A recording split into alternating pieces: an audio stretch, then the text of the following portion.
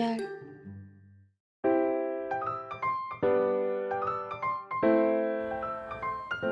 Hai, assalamualaikum warahmatullahi wabarakatuh. Adik-adik pejuang KSM 2024. Video kali ini kakak khusus membahas materi ujian KSM tahun 2023 kemarin, naskah aslinya untuk tingkat provinsi dengan mata uji MTS IPA.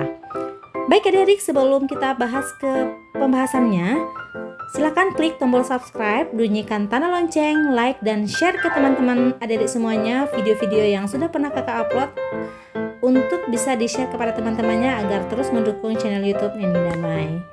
Baik adik-adik yang hari ini sedang melaksanakan uji tryout atau uji coba KSM, semoga dimudahkan, dilancarkan, dan bisa mendapatkan gambaran untuk materi ujian KSM yang akan diujikan pada hari Senin, Selasa, dan Rabu ya, untuk tingkat MI, MTS, dan MA. Baik adik-adik, jika sudah subscribe, mari kita bahas dari soal ke-21.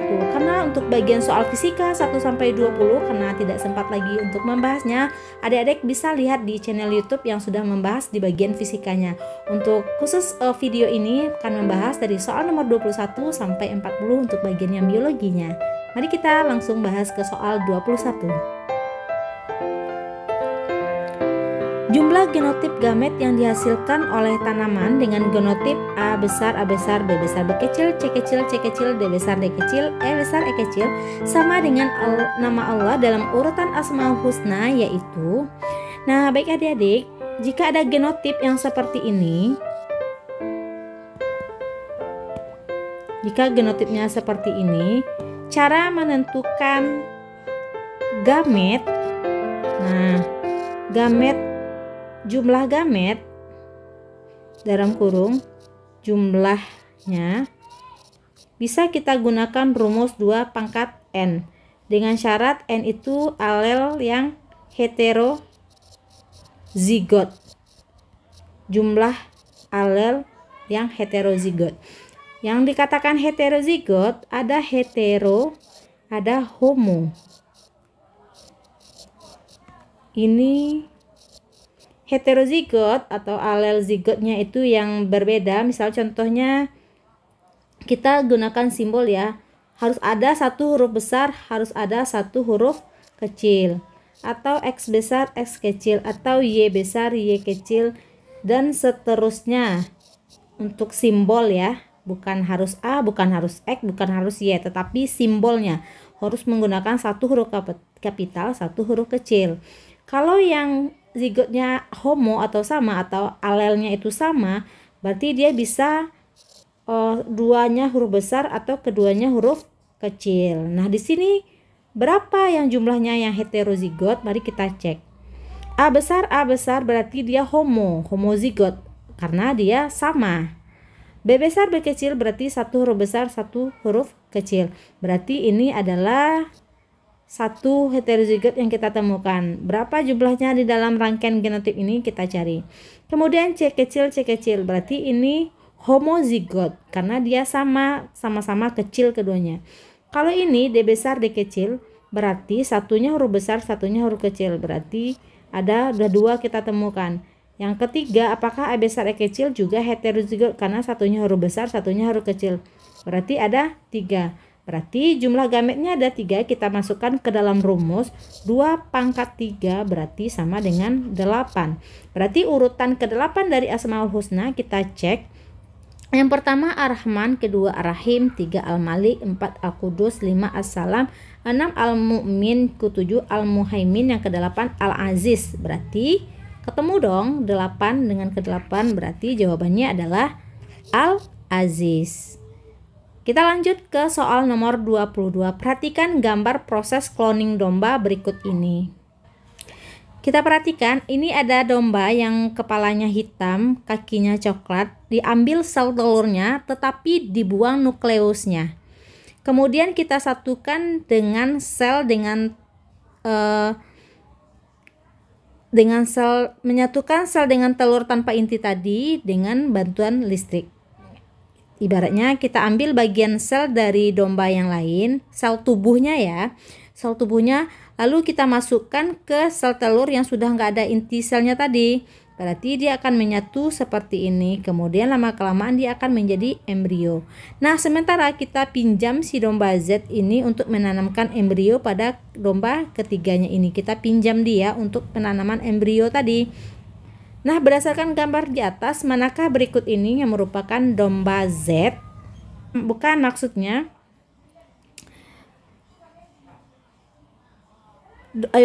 domba Z ini nanti hasil dari embrio yang sudah kita tanamkan ke domba ketiga ini, hasilnya seperti apa, itu maksudnya ya. Anakannya seperti apa. Nah, kita lihat gambarnya.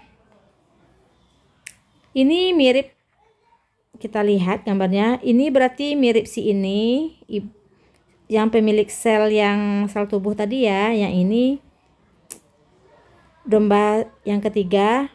Ini kita anggap ini domba ke-1, ini domba kedua, ini domba ketiga. Nah, yang A itu opsinya adalah mirip domba kedua katanya. Yang ketiga itu opsinya mirip domba ketiga. Yang C itu katanya mirip domba ke pertama. Yang D itu lain sendiri. Kita anggap aja dia X. Nah, berdasarkan gambar cerita di atas, si domba Z ini harusnya mirip siapa? Jawabannya adalah mirip si nomor 2. Karena apa?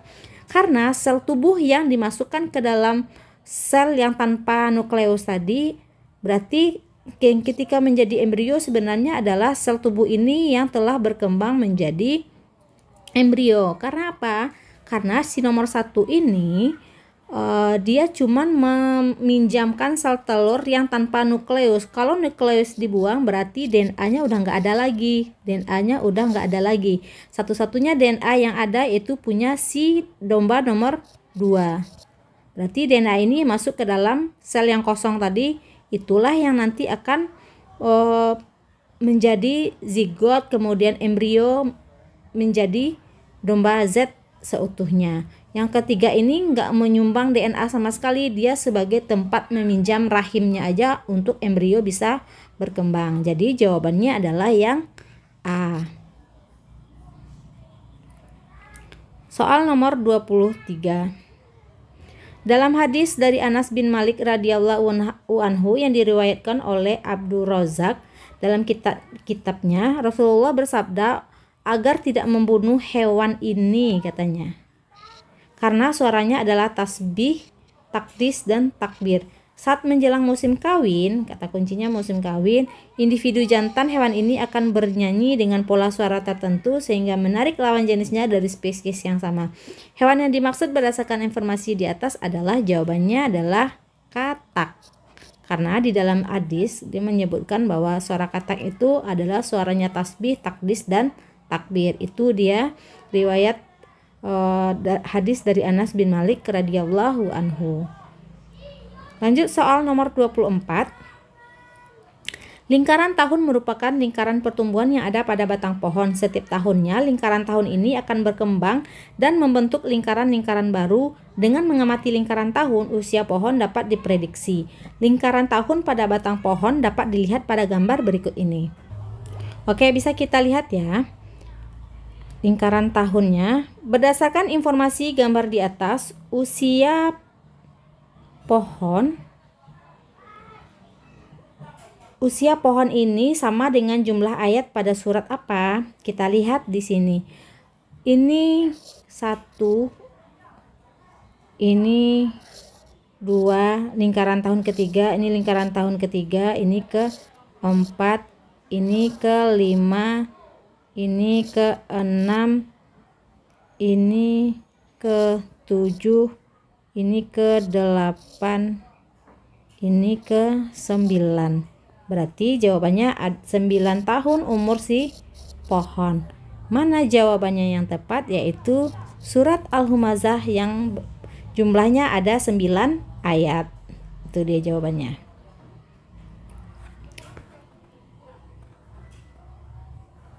Kita lanjut soal nomor 25.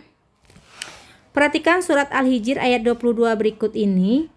Surat Al-Hijr ayat 22 berikut yang di garis bawah itu adalah terjemahnya dari kata angin, yang mana arti dari surat Al-Hijr ayat 22 ini, dan kami telah meniupkan angin untuk mengawinkan dan kami turunkan hujan dari langit lalu kami beri minum kamu dengan air itu dan bukanlah kamu yang menyimpannya. Pertanyaannya adalah, proses penyerbukan pada tumbuhan dapat dibantu oleh alam, hewan, atau manusia. Salah satu mekanisme penyerbukan disampaikan pada ayat di atas.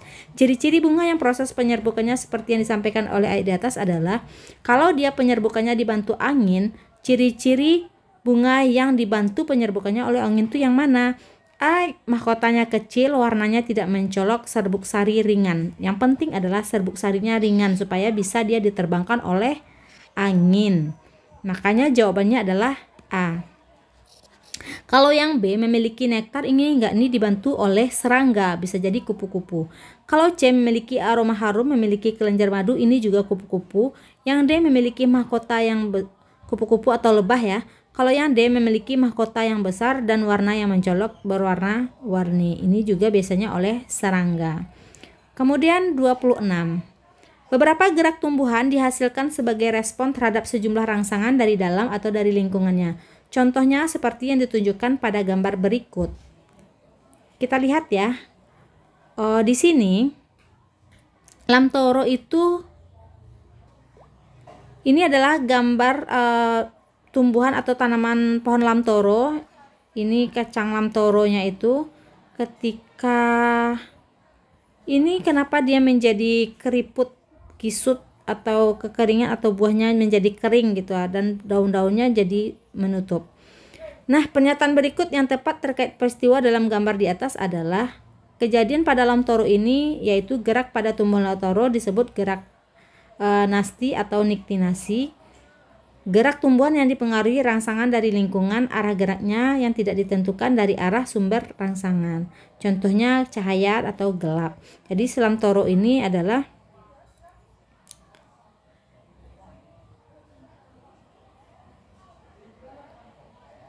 dia punya gerakan yang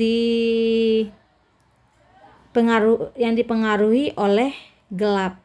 Tetapi lebih tepatnya sih daunnya ya, daun si lamtoro ini punya gerakan tumbuhan yang dirangsang oleh gelap, sehingga kita lihat di sini daun-daun sekitarnya itu menguncup. Namun di pertanyaannya jangan sampai kita terjebak dengan pertanyaannya. Pertanyaannya adalah, pernyataan berikut ini yang tepat terkait peristiwa dalam gambar di atas adalah, di sini tidak satupun yang menjelaskan tentang daun, bukan tentang daun si lamtoro. Kalau daun lamtoro iya dia punya gerak nasti atau niktinasi karena dipengaruhi oleh gelap. Tetapi option jawaban di sini lebih ke kulit buah si lamtoro itu sendiri. Nah, kita cek jawabannya. Yang A, curah hujan yang tinggi menyebabkan sel-sel penuh terisi air sehingga terjadi tekanan turgor dan akibatnya kulit lamtoro pecah. Yang B, pecahnya kulit buah lamtoro karena perubahan kadar air sel sehingga mengalami penyusutan yang tidak merata pada bagian sel tumbuhan. Maka jawaban yang tepat adalah yang B. Pecahnya kulit lamtoro karena perubahan kadar air sel sehingga mengalami penyusutan yang tidak merata pada bagian sel tumbuhnya. Ini gerakannya disebut gerakan higroskopis. Soal nomor 27. Islam mengajarkan untuk menjaga lingkungan sehingga alam tetap lestari. Hal ini sebagaimana disampaikan dalam salah satu hadis yang diriwayatkan oleh Bukhari Muslim sebagai berikut. Tidaklah seorang muslim menanam pohon, tidak pula menanam tanaman, kemudian pohon atau tanaman tersebut dimakan oleh burung, manusia, atau binatang, melainkan menjadi sedekah baginya. Perilaku berikut ini yang mencerminkan pengalaman hadis di atas adalah: A. Membuang sampah pada tempatnya dan memisahkan sampah organik dan organik. B. Tidak melakukan pembalakan hutan atau menebang pohon secara besar-besaran sehingga merusak ekosistem. C. Hemat dalam menggunakan energi seperti memadamkan listrik atau mematikan keran air jika tidak digunakan. D. Menanam pohon di alam sehingga dapat mencegah banjir, longsor, dan menjaga sumber air. Jawabannya adalah yang D.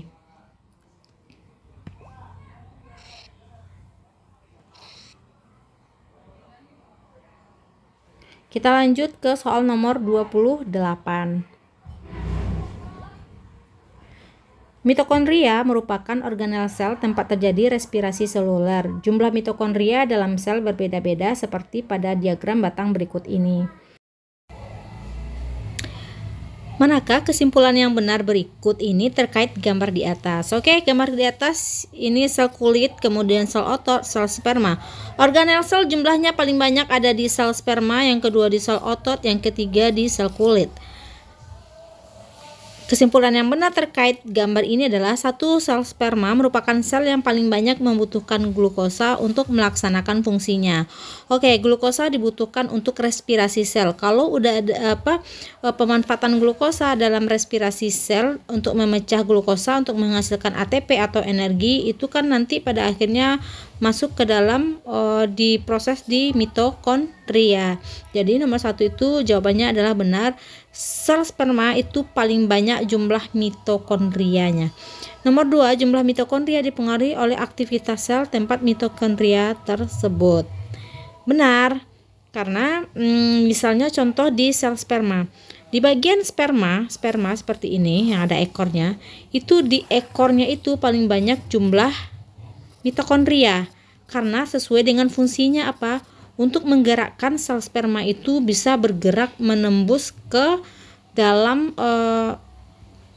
lapisan sel ovum ketika terjadi fertilisasi atau pembuahan gitu.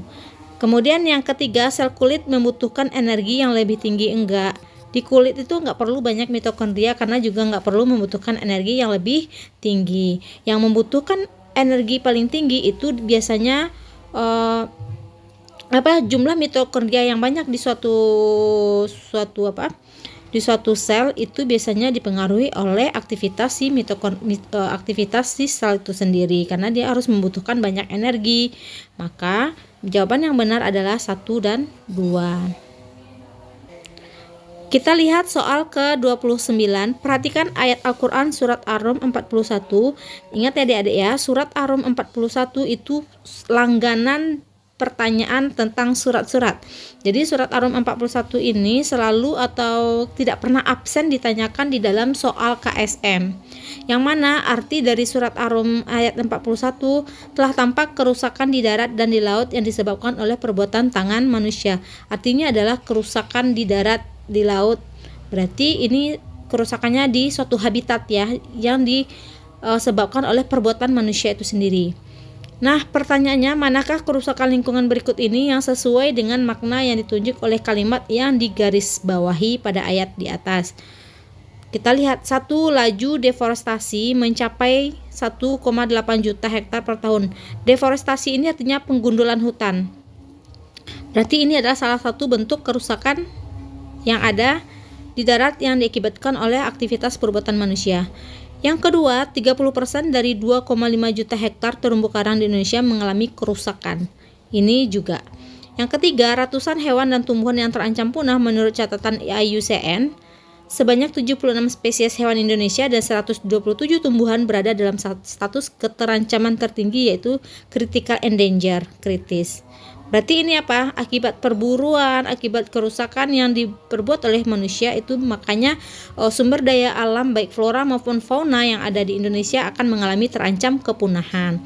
Yang keempat, sampah plastik dapat menyebabkan terjadinya pencemaran tanah karena merupakan limbah yang sulit terurai. 5, limbah pupuk menyebabkan eutrofikasi.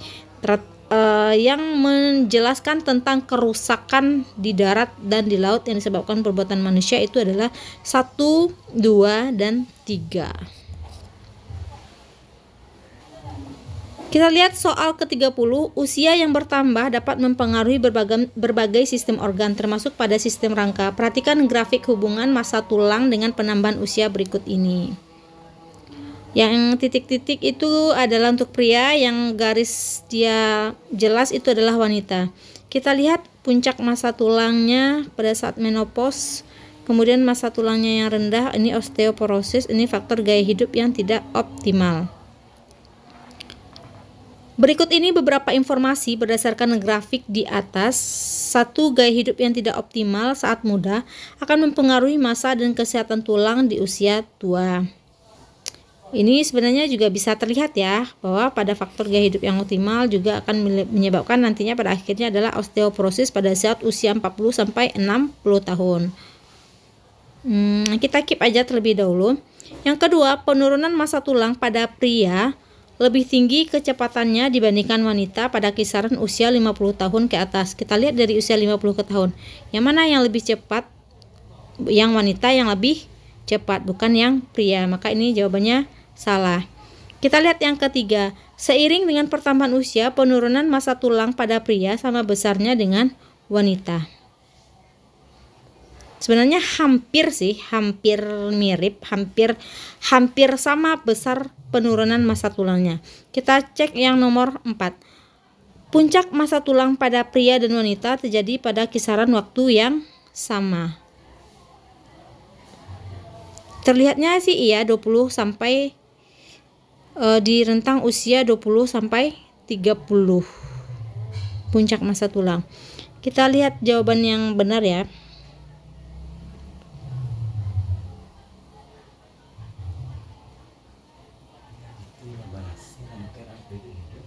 Jawabannya yang tepat sepertinya adalah 1 dan 4.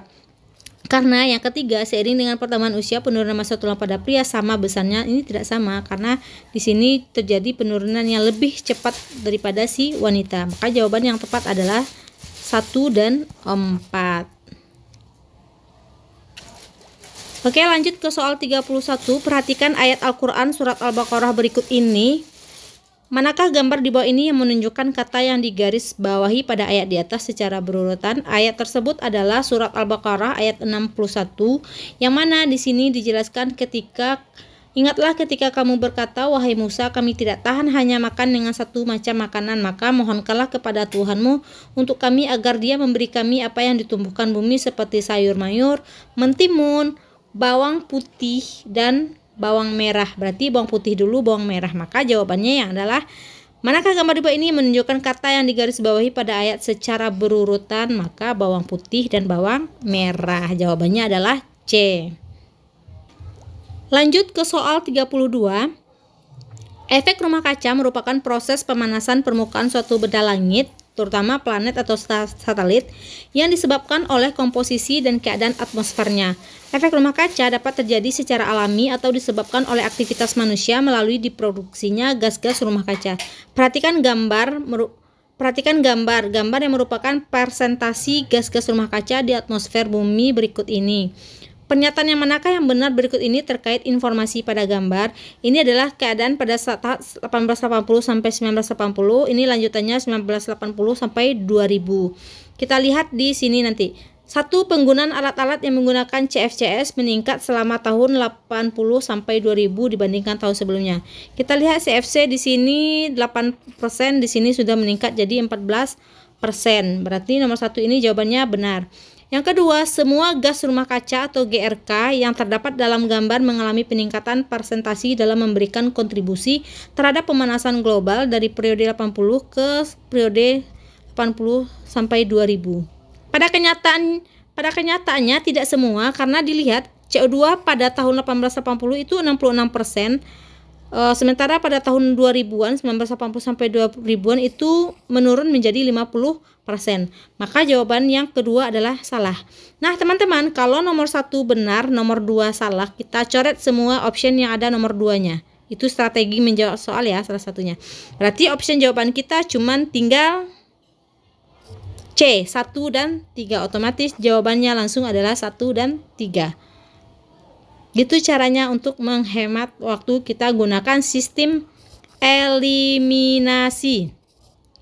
Kalau ada soal dalam bentuk soal pernyataan, maka gunakanlah strategi menjawab soal dengan cara sistem eliminasi jawaban.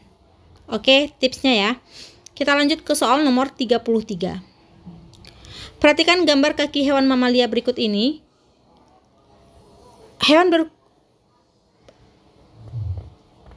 Di antara nama ordo yang terdapat dalam kelas mamalia adalah Perissodactyla dan Artiodactyla, yang perbedaannya ditunjukkan dengan jumlah kuku pada kaki seperti yang ditunjukkan pada gambar di atas. Perissodactyla itu artinya berkuku ganjil, kalau Artiodactyla itu berkuku genap. Kalau yang berkuku genap itu contohnya adalah babi, domba, kambing, kerbau, kijang, rusa, sapi, kambing hitam, arbortus pada sapi, babi panggang, merah, unta, baktria. Kalau untuk yang kuku ganjil contohnya adalah kuda, badak, tapir, zebra, anjing, serigala. Di antara nama ordo yang terdapat dalam kelas mamalia Hewan yang memiliki kaki seperti gambar A dan B terdapat dalam Al-Quran surat, kita lihat surat Al-Kahfi dan surat Al-Fil. Al-Kahfi itu artinya anjing, yang dibacakan di dalam surah Al-Kahfi itu adalah anjing pemuda dari Al-Kahfi yang ada kisahnya tentang si anjing ya. Anjing, kemudian yang ini Al-Fil itu gajah. Nah, apakah ini adalah si ini periso, ini kuku ganjil, ini kuku genap, harusnya gitu ya. Sementara ini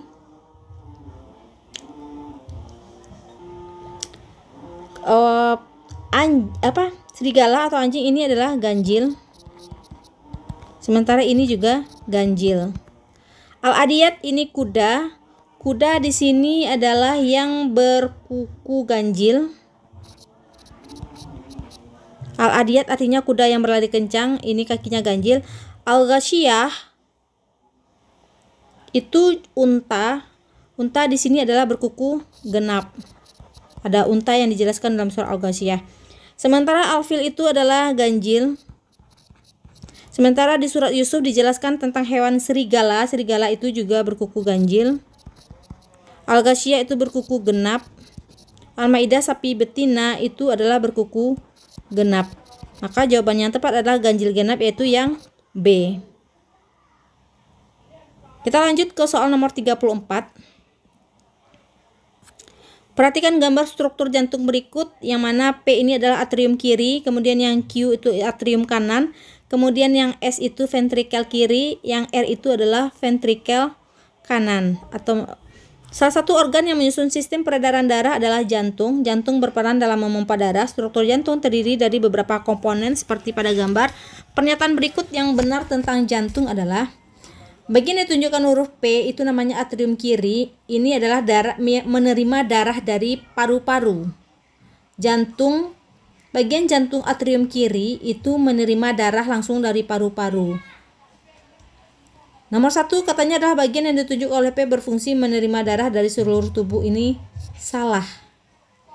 Yang kedua, bagian yang ditunjuk oleh huruf R berfungsi untuk memompa darah menuju ke paru-paru. Yang R itu adalah ventrikel kanan.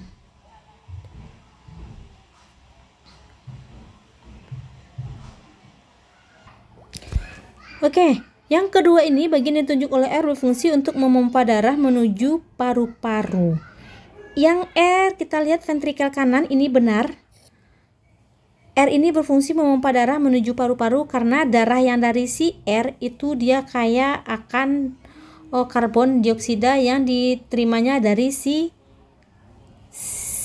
Q. Berarti bagian yang ditunjuk oleh Q berisi darah yang banyak mengandung karbon dioksida, ini benar. Bagian yang S itu ventrikel kiri berisi darah yang mengandung karbon dioksida, salah. Jadi atrium kiri itu adalah menerima darah dari paru-paru. Dia kaya dengan oksigen. Kalau yang atrium kanan dia menerima darah dari seluruh tubuh. Berarti dia kaya dengan CO2. Kalau yang ventrikel kanan yang R, ini dia memompa darah, menerima darah dari atrium kanan yang kaya dengan CO2 tadi dan memompanya ke paru-paru. Kalau yang ventrikel kiri, dia menerima darah dari atrium kiri. Berarti dia kan kayak oksigen tadi kan, dan memompanya ke seluruh tubuh. Karena kita butuh oksigen ke seluruh tubuh kita, dan memompa ke seluruh tubuh. Itu dia, maka jawabannya adalah 2 dan 4. Kita lanjut ke soal nomor 35. Perhatikan Quran surat An-Nahl ayat 11 berikut. Manakah gambar berikut ini yang merupakan jenis tanaman yang merujuk pada bagian yang digarisbawahi dari ayat di atas? Wa min kulli thamarat itu artinya dari setiap buah. Di sini yang menunjukkan adanya buah itu yang nomor C. Itu ya An-Nahl ayat 11 tentang buah. Kemudian soal 36.